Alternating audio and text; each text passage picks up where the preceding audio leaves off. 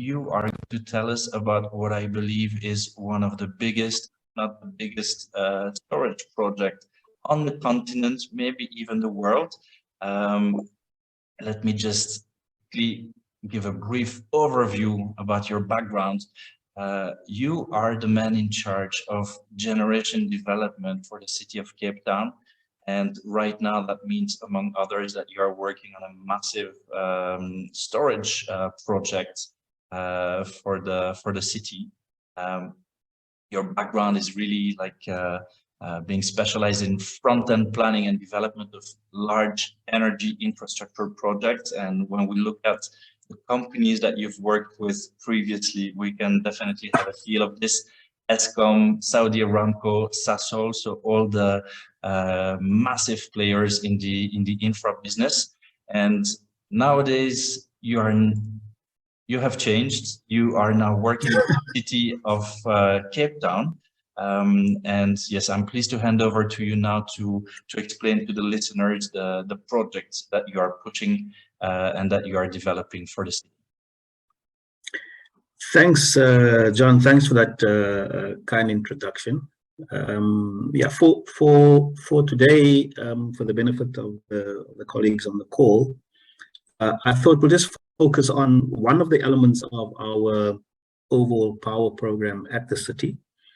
Of course, as per request from John, focusing on battery energy storage. Let me just do that. Focusing specifically on battery energy storage, and really try to unpack the thinking of the city around how we could and should roll out a program of this nature. So let me just get into it.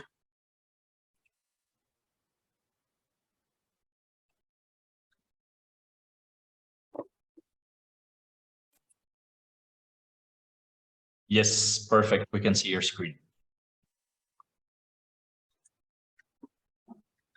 Let me see. Is the presentation visible?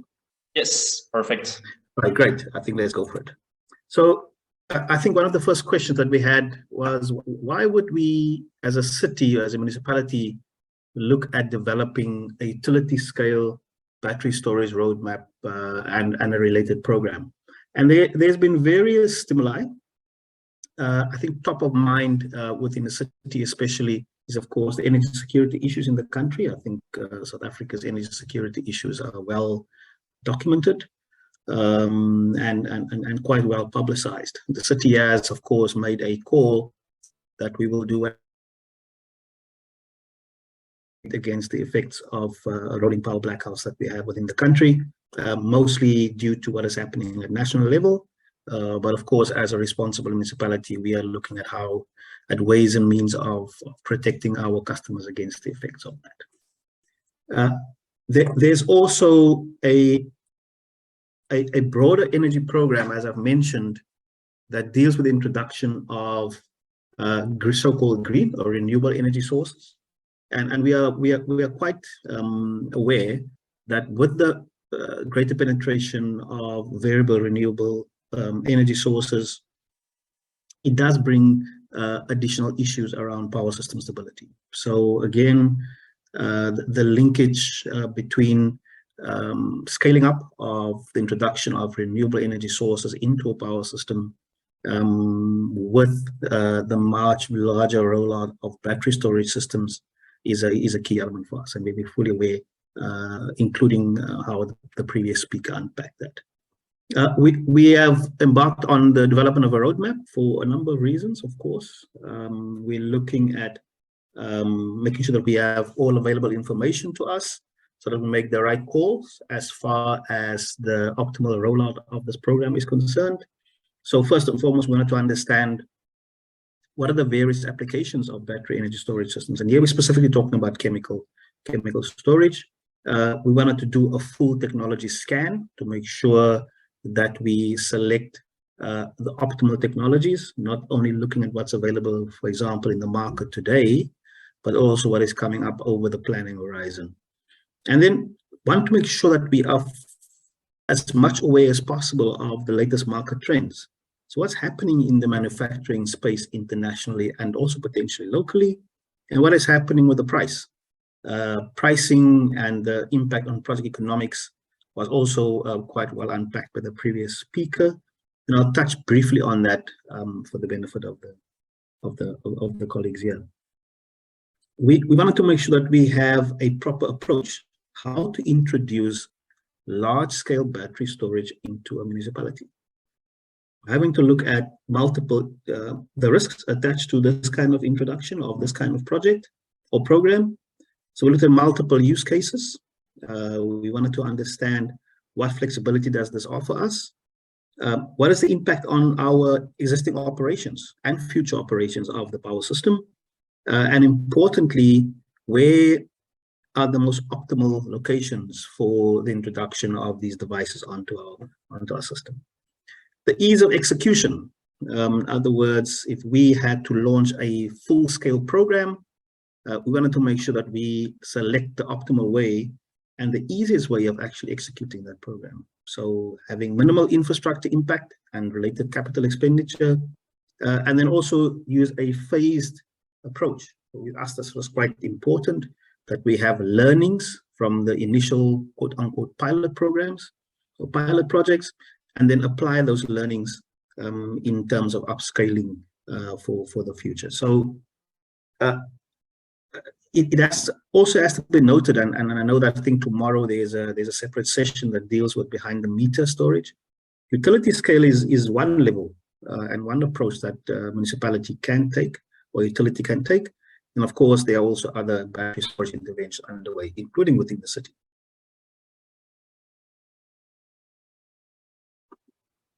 So where are we now in terms of our project lifecycle? What we have on the screen right now is a typical project lifecycle model. The city also uses one that is used in most utilities, at least the ones that I've worked in. And we're really in the scoping phase. So we haven't gone into fully fledged conceptual design, for example, or feasibility phase. We're really at the end of the scoping phase, and we will now conduct the various feasibility studies once we have finalized the preferred locations for these devices. Absolutely critical element when planning a program of this nature is to understand what are the various use cases and benefits to be derived from battery storage systems. So we've identified a few factors and use cases that we think could be applicable within our context within the city of Cape Town specifically, but maybe also other municipalities within the country. I've mentioned that we are looking at an increase in renewable energy and small-scale embedded generation penetration with accompanying potential impact on power system stability.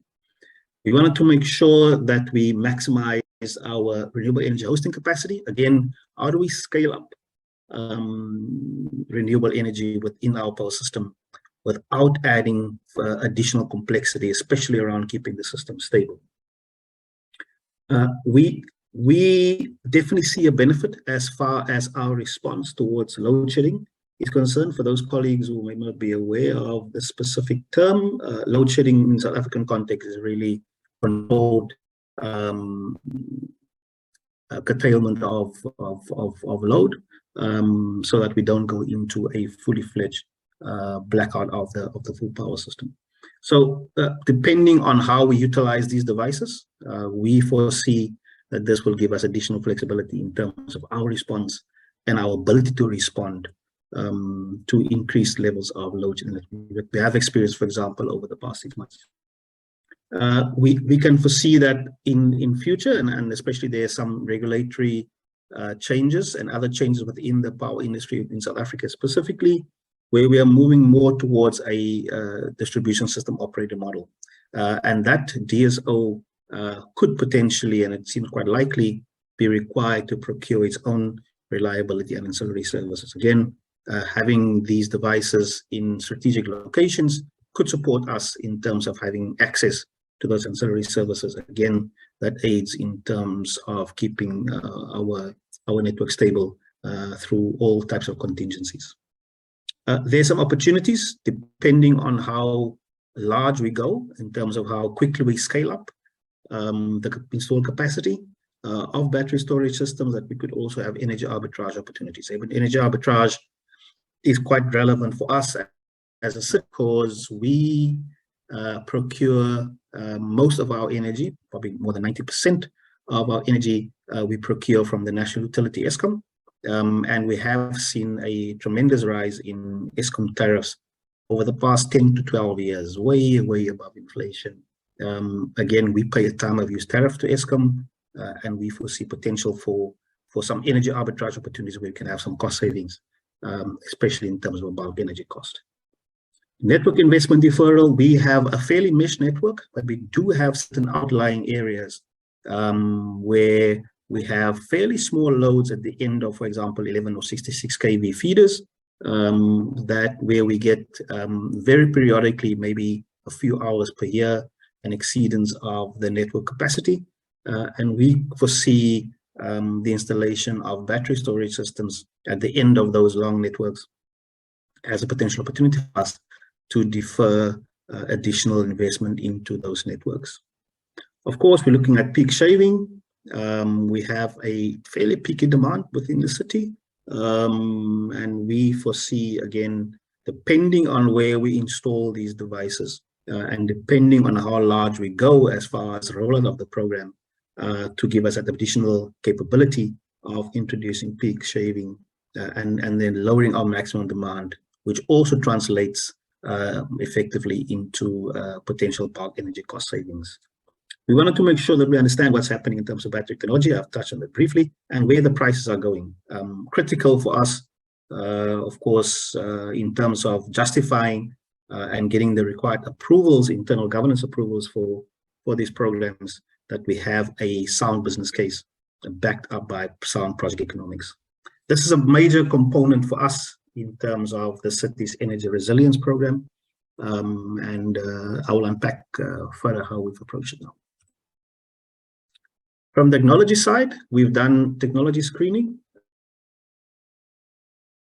a quote-unquote top two that we will probably be pursuing going forward as far as selected technologies are concerned. We've looked at lithium iron phosphate battery technologies with their various strengths and weaknesses. So, for example, lithium iron phosphate is fairly mature, it's quite well known, fairly high efficiency, quite reliable, of course. But then there's got some drawbacks, lower lifespan, and cannot really be recycled effectively. There's also a different type of technology that we see as potentially favorable, vanadium redox flow batteries with a much longer lifespan, but also some weaknesses. It definitely costs more, at least currently. It's less mature, so there's potential risk in that as far as being a potential first mover is concerned, and it does come with potentially additional maintenance due to its moving parts. Of course, our technology choice has got a significant influence potentially on the associated capital expenditure, as well as the future expenditure as far as operations and maintenance is concerned. From an economics perspective, again, the previous speaker has touched on, we have seen a general downward trend in the price of battery storage systems. This has changed slightly over the past year or so, but I think predominantly due to external factors. It is still our view that over the longer term, the prices of these devices will be coming down. And it does pose a bit of a conundrum to a utility when deciding about how aggressively to pursue the installation or the rollout of these programs. So if you, for example, decide on a certain technology, there is a chance that if you wait long enough, you will get a much better price for the same benefits. However, in the case of South Africa, for example, where we will be importing most of these materials and technologies from overseas and probably pay a USD-based price, there's also the balancing act between what we've seen in terms of our currency deteriorating against the USD, versus waiting for an additional year or two before we actually procure the technology for installation within our system. So if we wait longer, you could require less capital, but this is not always the case, especially if there's a potential reversal for the medium term in terms of the prices of these systems. We have had to look at where are the optimal locations for these systems to be installed on our power system, especially. And we've really looked at a number of factors to decide on the optimal locations. We've looked at available space, especially those that's in close proximity to main transmission substations. We have targeted city-owned land. It just makes it easier from the municipality perspective to use our own land instead of looking at acquiring, leasing, or procuring privately owned land. We've had to look at the equipment ratings. In other words, the introduction of the specific battery storage system will not exceed our existing ratings or not cause us to exceed the ratings, including our circuit breaker ratings. We've looked at the load profile at various substations to make sure that we have a much smoother effect on the load profile seen by the system when looking into that specific substation.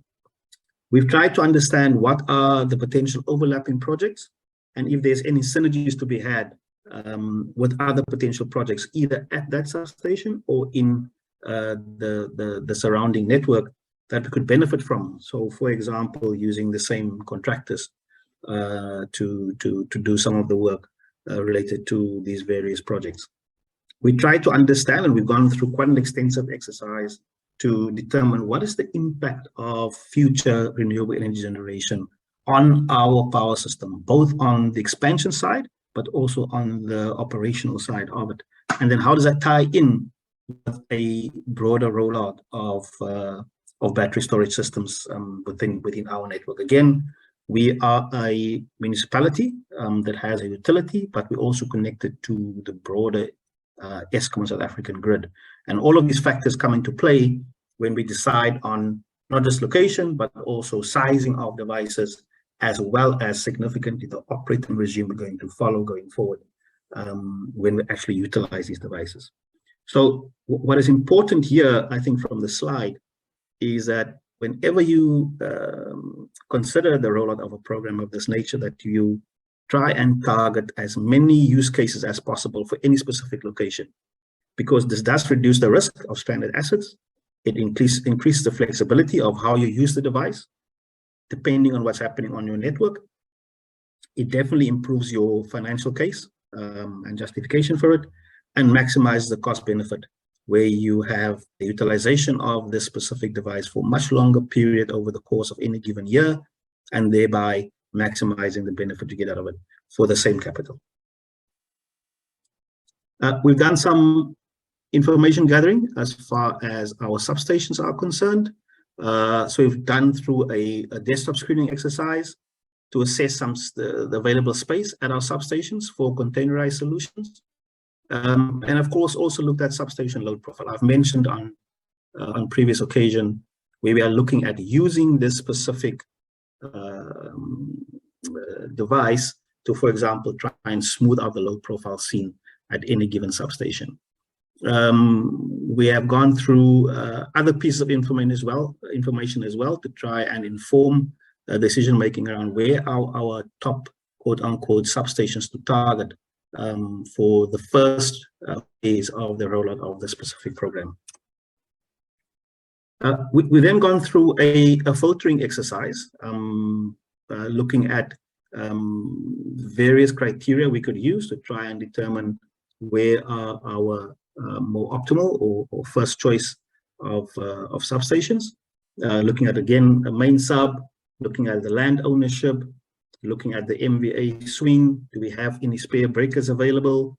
Do we have available land either within or just outside the main substation? And then again, from the execution perspective, the constructability elements was also quite important for us to determine where to focus our attention on.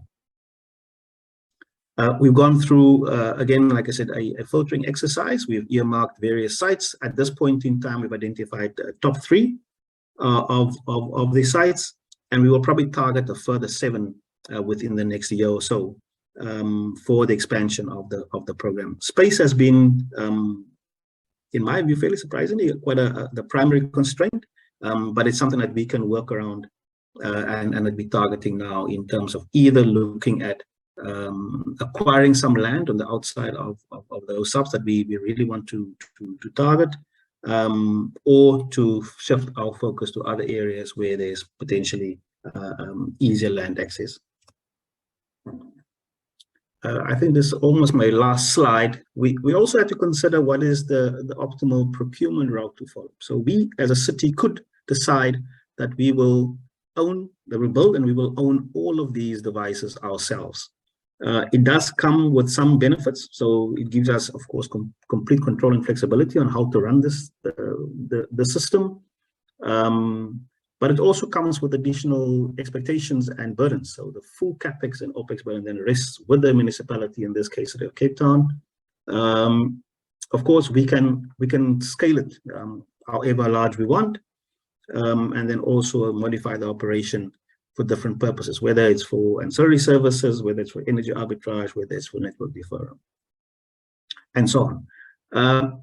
Then, of course, there's also the opportunity to go for an IPP type solution where we make land available and we ask the private sector to come and actually install the device or the system and then run it on our behalf.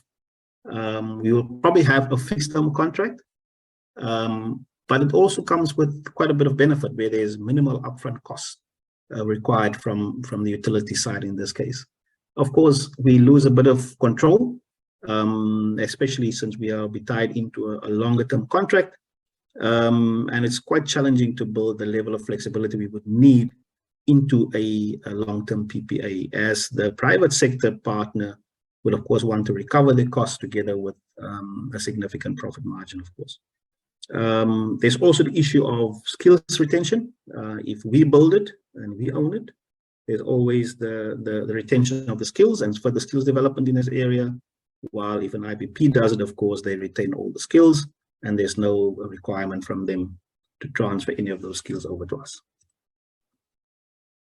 I think this is my last slide. As I've mentioned in the beginning of the presentation, this is a quick overview of the utility scale program, but of course, the city has got a much larger and much broader program related to power, the transition of how we actually utilize energy within the city, and of course, how does battery storage support the increased rollout of small-scale embedded generation, the installation of rooftop and ground-mounted PV systems at our municipal facilities, as well as how do we integrate battery storage systems in future for our planned utility-scale renewable energy power plants. The city is at this moment in time developing at least 2 utility-scale solar PV plants on the outskirts of the city, and we are fully intent of either retrofitting battery storage systems at those power plants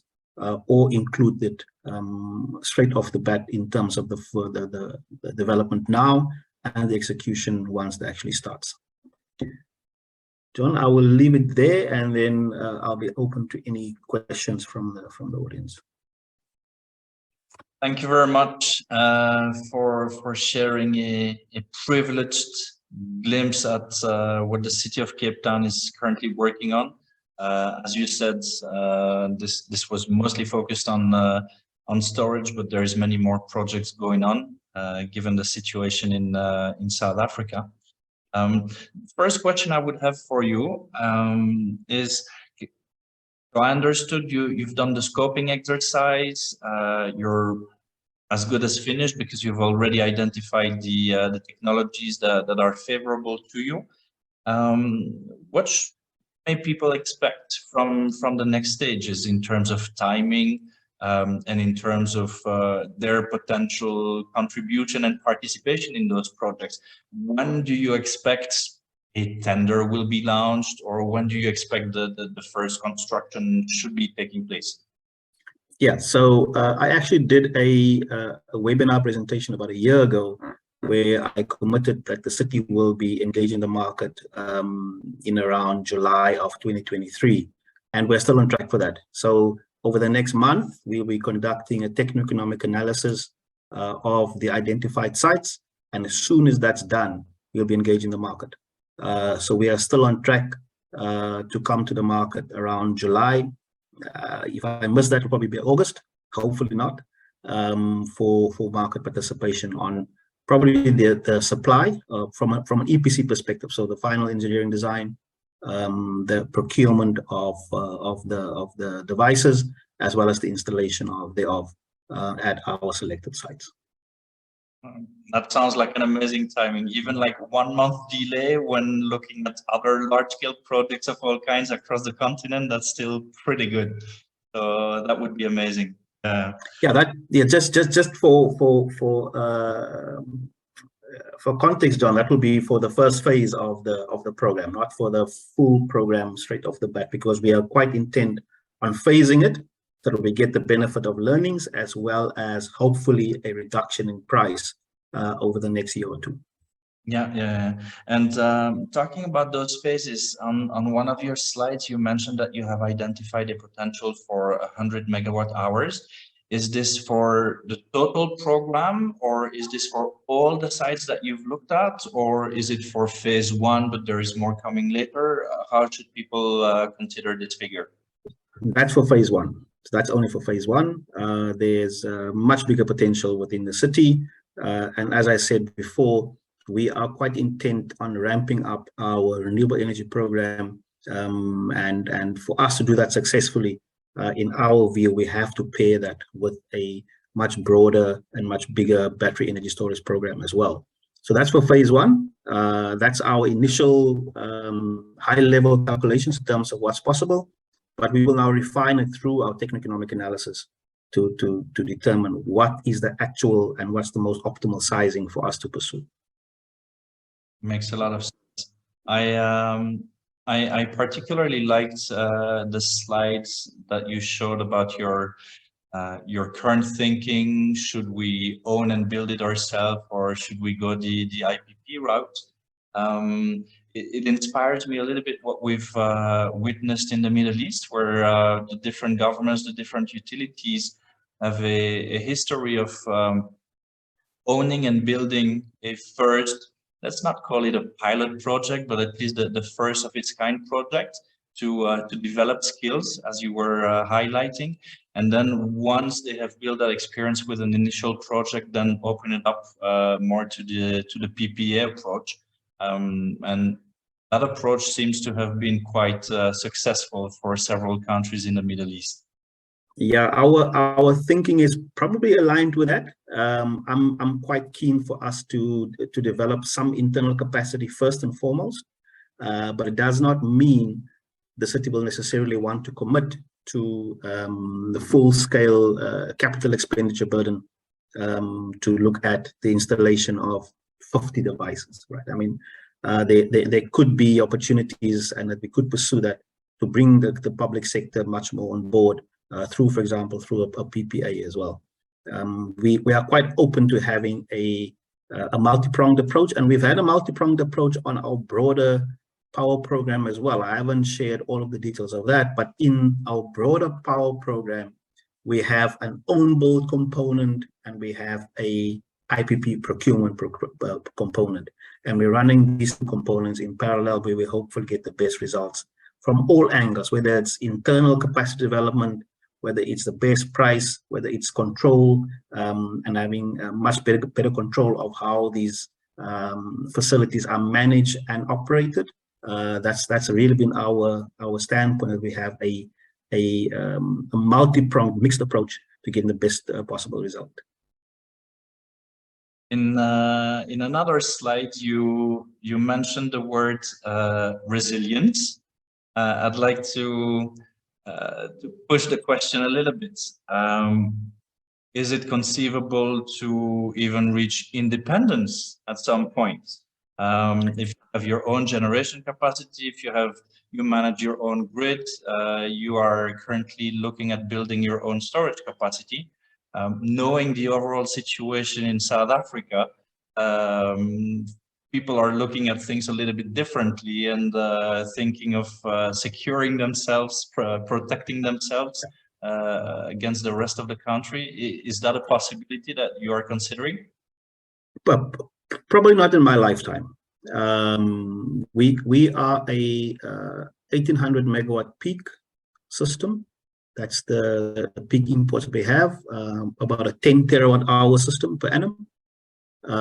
To fully replace that for a municipality, I think would be a bridge too far. What our intent is to have more diversity in terms of potential supplies of energy to us, whether it's from our own build, whether it's from procurement from the private sector through IPPs and long-term power purchase agreements, as well as having Eskom as one of our suppliers. But at least we will then have some choice in terms of where we get our energy from, instead of being fully reliant on Eskom.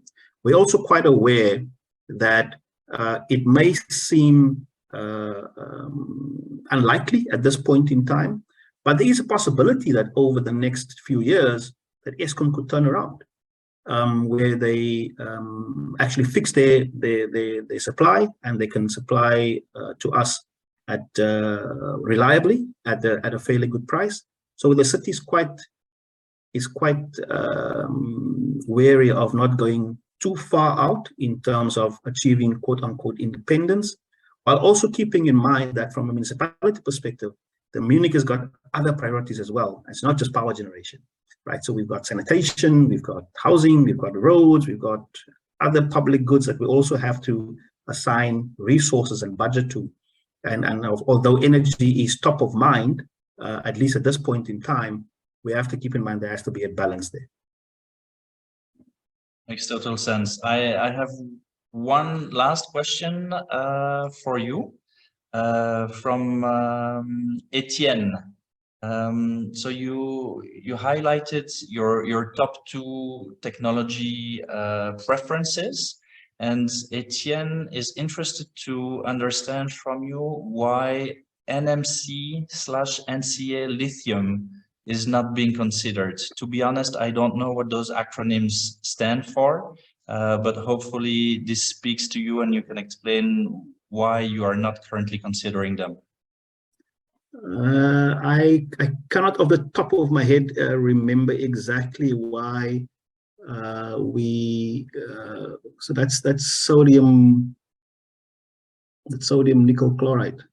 I can't remember off the top of my head why we discounted that. I don't think we actually discounted it. All I'm saying is we've identified the top two that we will probably pursue.